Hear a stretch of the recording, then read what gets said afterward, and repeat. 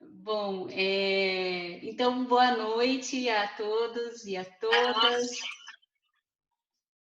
Eu gostaria então de começar inicialmente agradecendo a Marilene, a toda a equipe do Interface pelo convite para participar desse encontro e saudar a todos, né? É um prazer muito grande para mim fazer parte dessa comunidade, dessa rede afetiva de produção de conhecimento.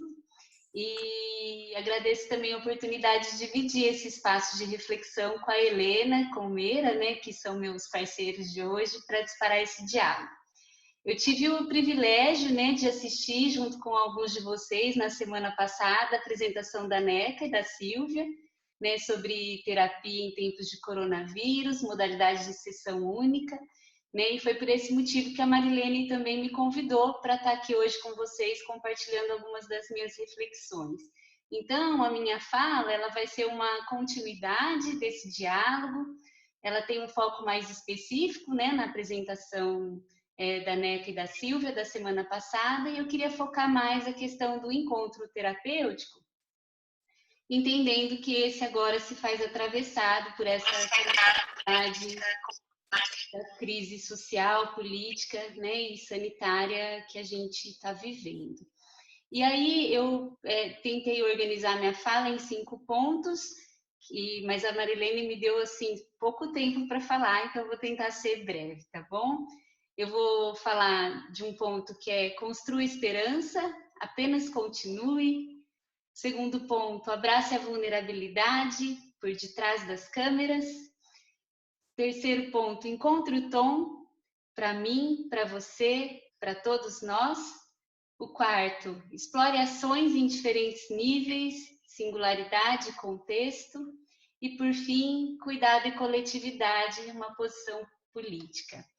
E eu vou falar disso tudo meio misturado, tá bom? Eu vou ler algumas coisas para eu não me perder e conseguir cumprir o tempo, tá? Mas espero não ficar cansativo para vocês.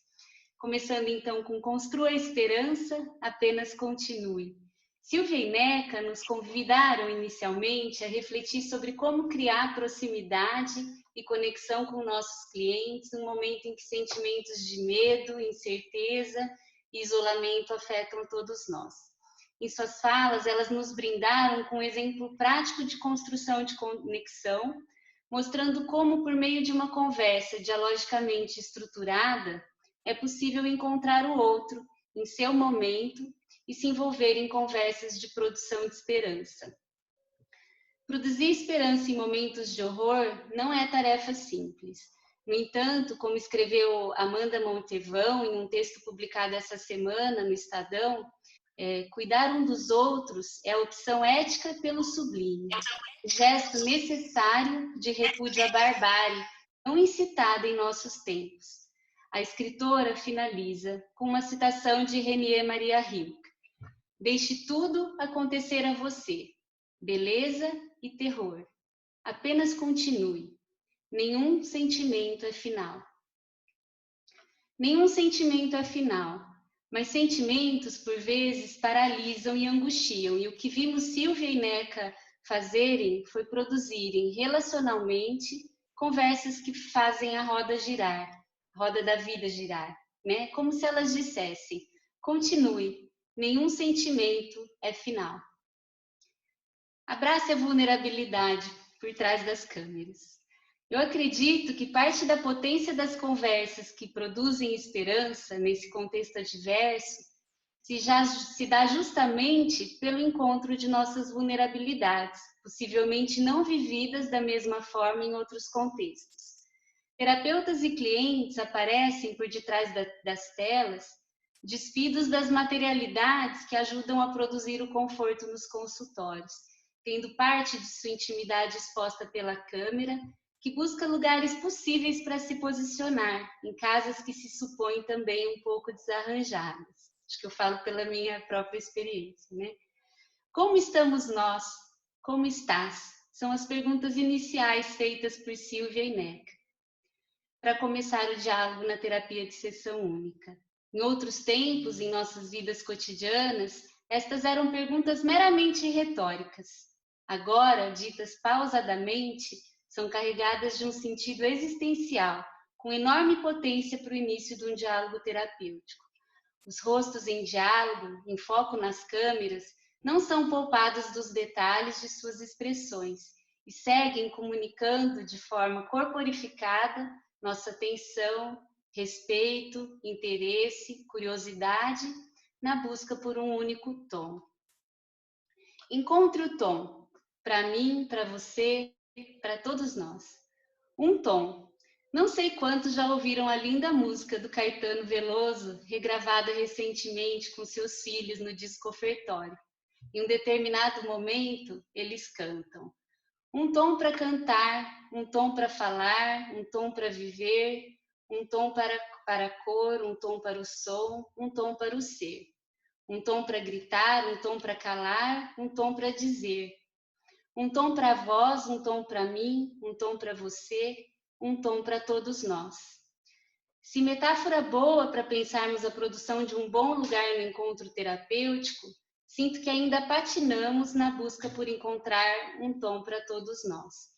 Tenho aprendido com a minha amiga Laura Vilela Souza, que também é professora aqui da USP, minha colega de departamento, que é preciso produzir respostas de cuidado em saúde mental mais amplas, coletivas e comunitárias, que integrem serviço, que sejam sensíveis às particularidades dos contextos e das condições de vida das diferentes pessoas. Então, o quarto ponto é explore ações em diferentes níveis, né? Singularidade e contexto.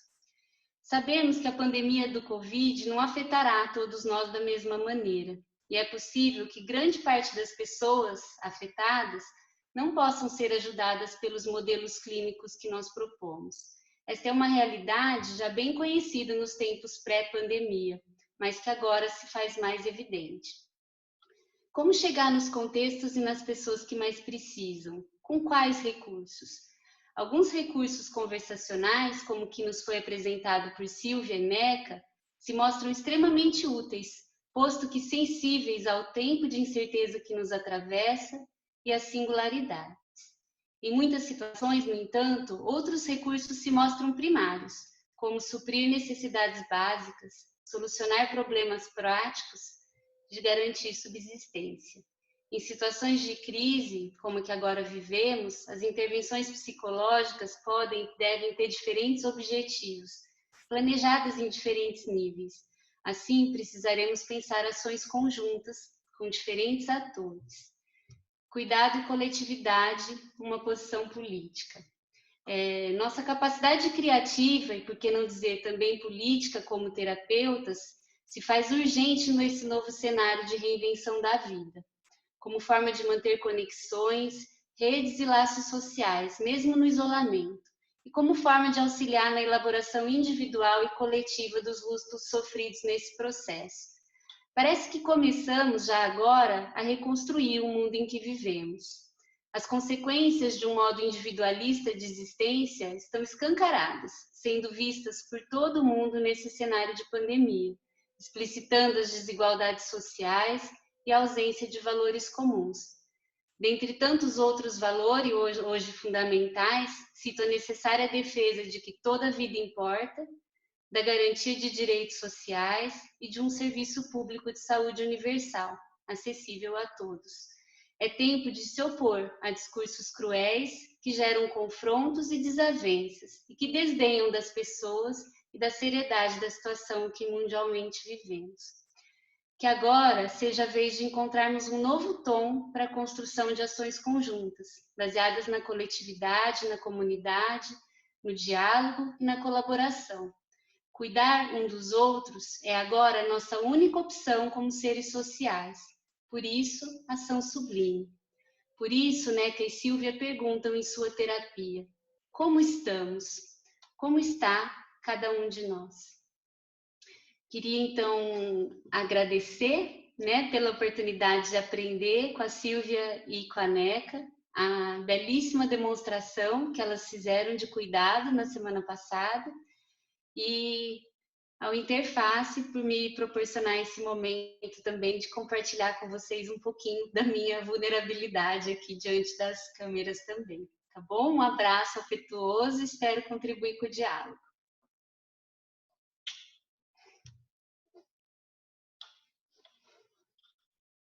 Obrigada, Carla. Estou aqui te ouvindo, né, e tocada, né, suas palavras me movem, e acredito que a todos. E agora vamos passar para a Helena. Bom, depois de ouvir a Carla, o que eu queria, nesse momento, era pedir para a Lene. Posso sair? E na semana que vem você me convida para eu pensar nas ressonâncias sobre o que a Carla falou. Muita coisa para pensar, profunda, e interessante porque eu vou falar muito focado. E então, de que lugar que eu estou falando? Eu estou falando do lugar de coordenadora de uma instituição que atende pessoas, faz alguns tipos de atendimento. E eu tenho pensado muito nisso. Eu conheci a NECA e a terapia Sensita, terapia de uma vez única, no congresso acho que foi em Tenerife. Enfim, um congresso, não foi no último, no congresso de práticas colaborativas. E eu fiquei encantada com o trabalho, fiquei encantada. Ela chamou também uma pessoa, e era uma situação completamente diferente dessa, né? Não tinha um foco como agora, em tempos de pandemia, era uma plateia grande, a pessoa ela não conhecia e ia falar do que falasse. E o encaminhamento foi alguma coisa tão especial que eu saí de lá e a Neca sabe, falei, escreve, para variar, escreve para a revista, a Neca sabe. Mas eu fiquei encantada com essa possibilidade de manter o foco, mas de uma maneira tão delicada e com uma acuidade para escutar e para perguntar, que eu queria fazer um curso disso. Acho que precisava ser meio longo para eu aprender. E agora, quando assisti de novo, tive o privilégio de assistir na semana passada, veio num momento em que eu estava pensando em fazer o que eu queria que o NOS fosse. E, iniciando o trabalho desse ano, na primeira reunião, nós conversamos com a equipe. Nós temos o atendimento de família e casal, mediação e terapia comunitária. E, às vezes, temos os jovens solidários, que são jovens que conversam com jovens autistas que ficam muito isolados. E temos projetos mais curtos, às vezes, mas esses são os que estão acontecendo sempre. E no nosso primeiro encontro, as pessoas foram falando e eu vi que nós tínhamos um conjunto de pessoas com habilidades tão especiais. Alguém já trabalhou com família com idoso, alguém já trabalhou em escola, alguém já trabalhou com droga, alguém já trabalhou... Tem uma pessoa que trabalha fazendo equipes colaborativas em restaurantes, uma variedade. E eu fui ficando encantada e pensando em como nós poderíamos ser um instituto que oferece atendimento, que eu chamei assim, na medida de cada um. Como eu tenho uma história de ter feito formação em psicanálise, trabalhei com psicanálise, depois comecei a trabalhar com família e fui mudando, né, como acho que aquelas de nós que estão há mais tempo no trabalho com família, até chegar nessas abordagens colaborativas dialógicas. E eu tenho pensado muito na questão de quantas sessões de terapia eu tinha escrito isso para levar na reunião seguinte da equipe, que não pôde acontecer e que vai acontecer só amanhã, porque começou o isolamento, começamos a cuidar de como atenderíamos os nossos pacientes e agora vamos fazer a reunião mensal, que devia ter sido no começo de abril. E eu tinha escrito isso quando, de novo, tive a oportunidade, o privilégio de ver a Neca trabalhando com o foco, dessa vez, né, nessa nossa situação. E a questão minha não era, é assim. Quantas sessões de terapia são necessárias para aliviar aflições, dissolver preocupações, facilitar relações difíceis, diminuir dores de perdas, ampliar possibilidades de ação? Resumindo, para colaborar com pessoas, ajudando-as a se sentirem aptas para conviver mais harmoniosamente com familiares, sócios, patrões, empregados, colegas, professores ou alunos? Cada escola de terapia dará uma resposta, dependendo das suas crenças teóricas. Abordagens reflexivas, colaborativas, narrativas, ou seja, que propõem conversas sobre os significados construídos por aqueles a quem atendem, que os estão paralisando ou prejudicando, ouvem com respeito pelos saberes e experiências de quem os procura e oferecem um diálogo onde todas as vozes têm lugar e novas compreensões são co-construídas. Não fixam o número de horas de trabalho e caminham pelo processo e no passo e tempo do cliente. Então, eu continuaria dizendo que o Instituto Nous quer abrir oportunidades de conversas colaborativas e transformadoras, que é um nome preferido para a terapia, que é um termo médico ligado à cura de doenças, para vários tipos de aflições e preocupações, conflitos e sofrimentos psíquicos. Um exemplo que poderia ser uma terapia de sessão única.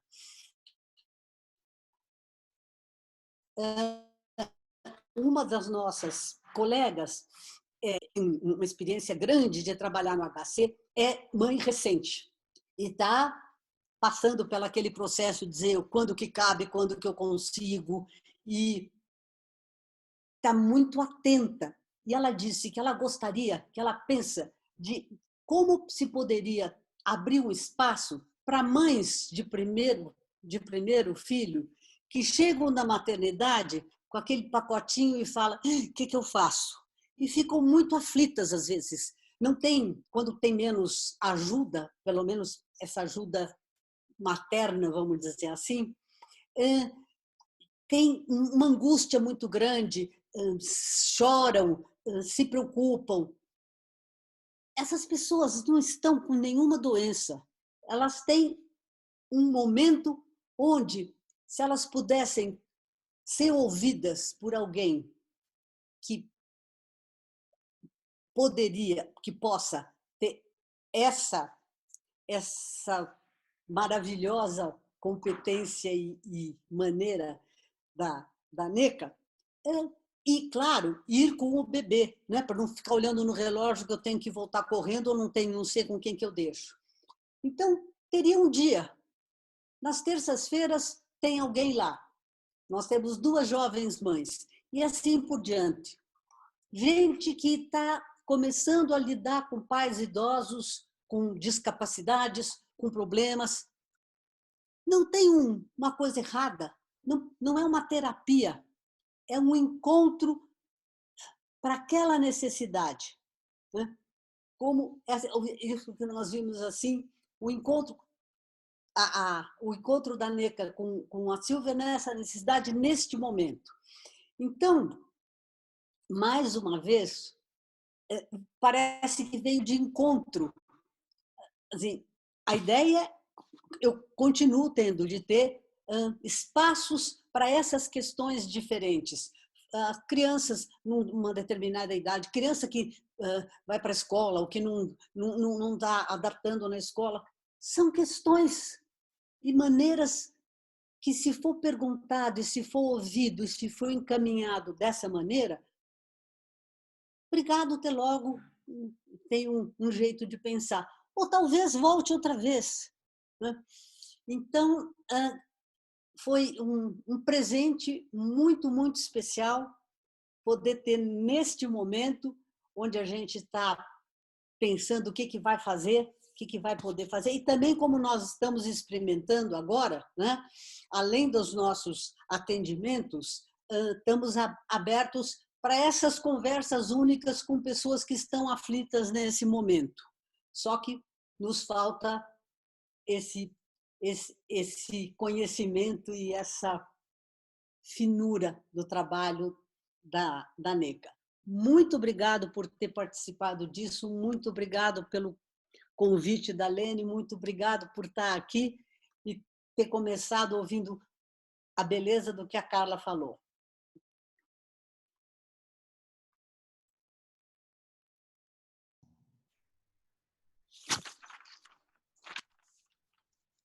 Não estou ouvindo. Não desemudeceu. Agora foi. Agora sim. Helena, muito obrigado a você, né, que tem essa habilidade de trazer para o nosso contexto as coisas que nós ouvimos, e certamente, pelas suas palavras, muitas coisas foram se passando pela nossa cabeça, onde é que poderíamos levar as sessões, né, sem cita, né, essas terapias de sessão única, né, e que tem aí uma demanda imensa para pessoas que querem ali aquilo naquela hora, né? Então, obrigada, e a riqueza dessas duas falas, uma que abre para a reflexão sobre um aspecto e a outra que nos convida para pensar as ações, né, do ponto de vista prático que temos aí pela frente.